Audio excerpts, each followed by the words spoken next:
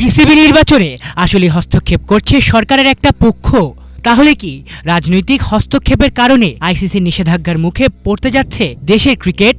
Bangladesh cricket বোর্ডের আসন্ন নির্বাচনকে ঘিরে তৈরি হয়েছে এক অভূতপূর্ব নাটকীয়তা। মনোনয়ন প্রত্যাহারের শেষ দিনে বুধবার সাবেক অধিনায়ক তামিম ইকবাল সহ মোট ১৫ জন প্রার্থী একসাথে প্রতিযোগিতা থেকে সরে দাঁড়িয়েছেন। তাদের অভিযোগ, নির্বাচন প্রক্রিয়ায় সরকারি একটি গোষ্ঠী নগ্ন হস্তক্ষেপ করছে, জেলা ও বিভাগীয় কাউন্সিলরদের ফোনে প্রভাবিত করা হচ্ছে এবং অস্বচ্ছ উপায়ে পুরো প্রক্রিয়াকে নিয়ন্ত্রণ করা হচ্ছে। এ নিয়ে সাংবাদিকদের সামনে ক্ষোভ উগরে দেন এক্সিওম ক্রিকেটার্সের কাউন্সিলর ইসরাফিল খসরু। তার স্পষ্ট অভিযোগ, সরকারের একটি গোষ্ঠী এখানে নগ্নভাবে হস্তক্ষেপ করছে। এমন পরিবেশে কোনো সুষ্ঠু নির্বাচন সম্ভব নয়।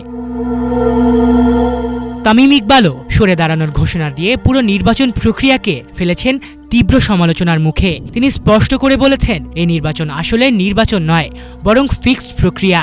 তার ভাষায়, বাংলাদেশ ক্রিকেট এর চেয়ে ভালো কিছু ডিজার্ভ করে। এখানে যা হচ্ছে সেটা নির্বাচনের নামে নোংরামি ছাড়া আর কিছুই না। ক্রিকেট হেরে গেছে। তামিম আরও অভিযোগ করেন, বিসিবির ইতিহাসে এটি এক কালো অধ্যায় হয়ে থাকবে এবং নৈতিকতার জায়গা থেকে তারা কেউই এই প্রহসনের অংশ হতে চান না।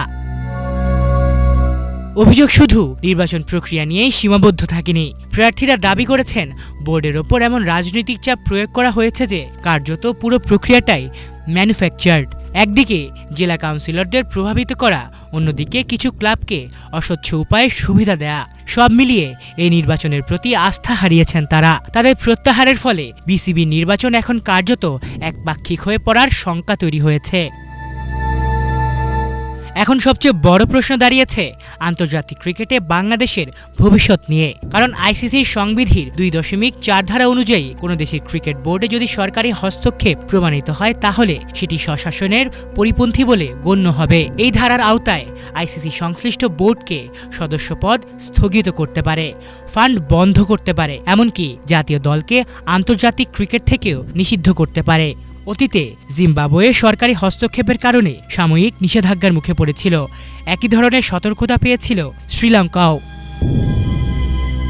বাংলাদেশ ক্রিকেটও কি সেই একই পথে হাঁটতে যাচ্ছে? বিসিবির নির্বাচনকে ঘিরে যে অভিযোগ উঠেছে তা যদি প্রমাণিত হয়, তবে আইসিসির কঠোর শাস্তি আসতে সময় লাগবে না। দেশের ক্রিকেট তখন কেবল অভ্যন্তরীণ রাজনীতির দোষে আন্তর্জাতিক মঞ্চে বড় ধাক্কার মুখে পড়বে। আলিফ চৌধুরী, বাংলা ভিশন।